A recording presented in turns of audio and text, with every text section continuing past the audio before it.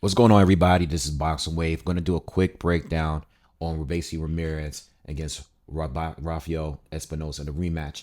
In 2023, it was one of the best fights of the year, probably the best fight of the year. I know it was like a top three of mine that I listed at the end of the year. And I was able to rewatch it again this week. Luckily, Top Rank had the fight on YouTube.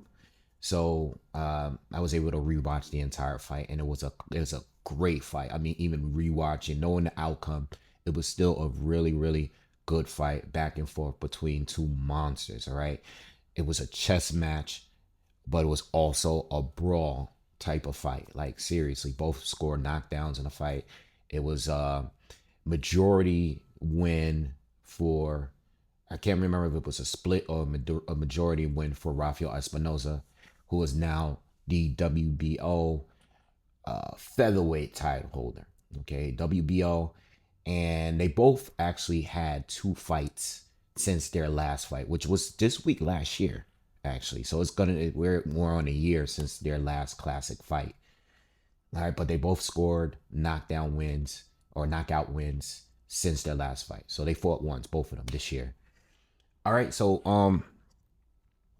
listen, man, this is especially if you're a betting guy, it's a risky fight. I think Espinoza, even though he won the first fight, he is actually still the underdog. As Robeisy Ramirez as a slight favorite to win this rematch. Okay, Espinoza won the fight. I don't want to say the word clear, all right, but I thought he did enough to win.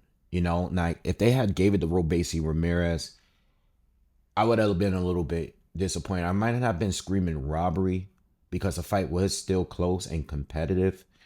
But I thought as far as rounds, I think that Espinoza did more than enough. I just think he pushed harder at the end. I think he wanted the fight more. Um, he was just constantly being, the higher volume puncher, more active. The way he finished the 12th round, I thought Espinoza did enough to win. I know he got dropped in the fight. I know there was a few rounds where he was losing pretty clear in the second half of the fight after the knockdown in the fifth, but I just think that Espinoza won the fight. Now, with that being said, Robeisy Ramirez, southpaw, you know, former Olympic gold medalist, all of that, a Cuban fighter, very good counterpuncher, very good pressure counterpuncher with a lot of power. Um, he did a phenomenal job. I think the main thing on why he lost his fight in the first fight is because of activity. Mendoza, Espinoza, I said Mendoza, Espinoza, 6'1", long arms, um, volume like crazy. He's throwing 90 to 100 punches per round easy, right? And he's heavy handed too. I don't know how guys could be 6'1", 126. I mean, I'm 6'2", and I'm the skinny guy. Like, I'm 180, 185. You know, I don't know how a guy that's like around my height can make it down to 126 and still not be completely drained. Like him and guys like Sebastian Fundora, I don't know how they do it, but he's able to get down to 126, and he's been fighting down at that division for over 10 years now at 126, still being able to make the weight cut. I don't know how long he's going to continue, but you know, Espinoza is a unit. Offensively, he can do everything. You know, he can fight a rangy fight, and work behind his jab. He can fight on the inside and give you angles. He can step around his opponents and give them angles, combinations, body punching, you know, counter punching. He can trade and go to war. He's a unit. He can do it all. And he's a good switch hitter. Now, I almost cost him the first fight in the fifth round because the timing and the range that he decided to switch. I don't know if he went from left to right or right to left, but it was poor timing. he was in range. I think at that point he was clearly winning. It was the fifth round. I think he was clearly winning. I think he was actually, I think he won every round up to that point. And he got caught in the middle of switching. His guard was down, and Ramirez threw a right hand and looped it. It looked, he like faked it. It looked like he was going to the body. Came up top with it and almost knocked out Rafael Espinoza in that fifth round. All right. He was able to get up, after falling like a couple of times. And it took him a little while to get fully recovered because I think at that point, Robeisy Ramirez started push on and started to get on and a little bit in control of the fight. All right. But uh yeah, Rafael Espinoza, I think really like going into this fight here, this rematch here, he just got to be a little bit smarter. I don't think you don't change much in the fight. You stay high volume, because that's what worked. You do what you do, but you got to be smarter because Robeisy Ramirez is dangerous at any point. He has a power, and he also hurt Espinoza in other rounds of the fight, but he didn't drop him. But Espinoza has to just stay smart. He fight the fight that he fought, but he has to stay smart. You have to hit this guy everywhere. Stay active because the thing is Ramirez might have win rounds based on clean punching or maybe better accuracy. If the people that scored it for Ramirez, it wasn't due to activity. It was due to the fact that Ramirez was able to land some really big clean shots at some point in each round.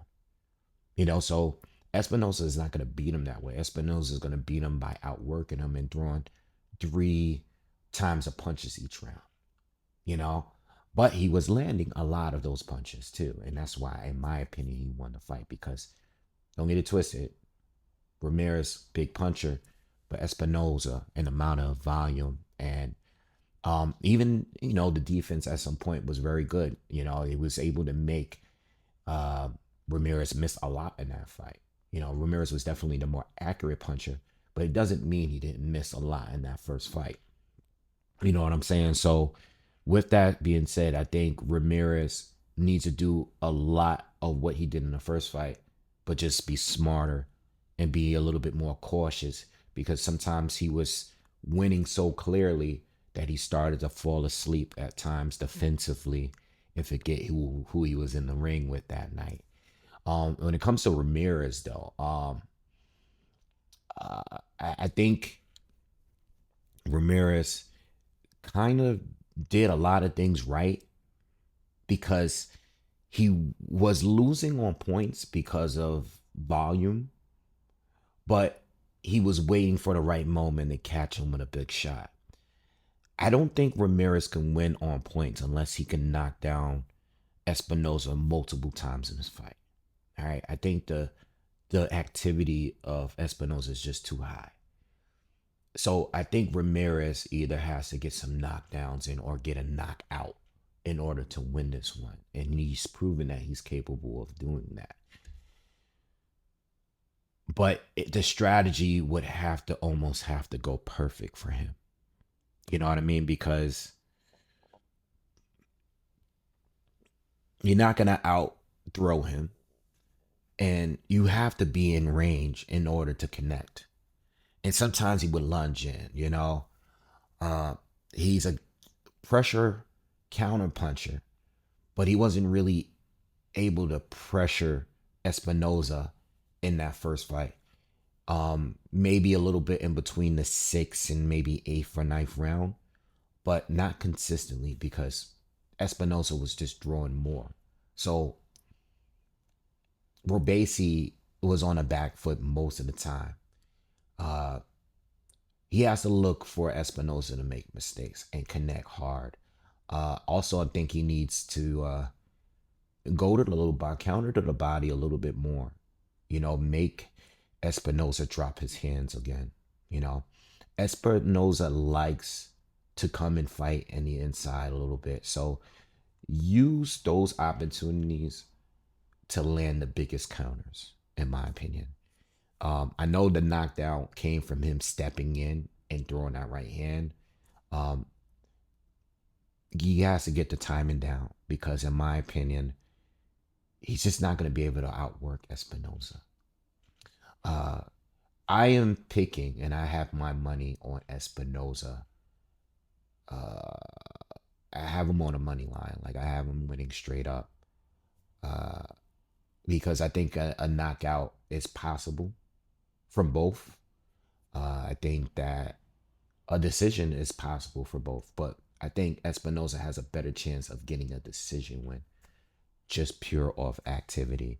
I think Robeisy Ramirez, when a fighter actually needs a knockout, and I'm not sure if he can get it because, again, Ramirez almost knocked him out in the fifth round, but I mean, Espinoza was able to take his power throughout the fight, so I think everything that Robeisy Ramirez has, I think he has to be like nearly perfect in order to win. And I know he's a slight favorite, but I think when it comes to their styles and what they're capable of doing, I think Espinoza has more advantages because he can do what Robeisy can do, but with way more volume, and he has the power to go with. I mean, they both are monstrous uppercutters. And I think that they both are going to get those through. But again, Espinoza volume is much higher. So I'm leaning towards him. But it's also a risky bet for the bettors, the gamblers out there, because Espinoza can definitely hurt him, as it's been proven. But I got to go with the dog in this one because he's a super live dog. And he won the first fight. And I think his gifts and his abilities is just too much. The work rate is just too much for Robeisy. I have to go in it. Very good fight. Can't wait to cover it. I'm just hoping that, at the end of it all, I'm just hoping this fight is just as good as the first fight was. All right. I'm expecting more knockdowns, in this fight here too. All right, but this is gonna be on a co-main event for the ESPN card, which I believe starts about 9 p.m. Eastern on ESPN with Oscar Valdez and Manuel Navarrete rematch. I'll do a breakdown for that. Be sure to check that out. Breakdown. Check out Leon Paro against Richardson Hitchens as well. And I'll see you guys Saturday. All right, you guys make sure you subscribe. Peace.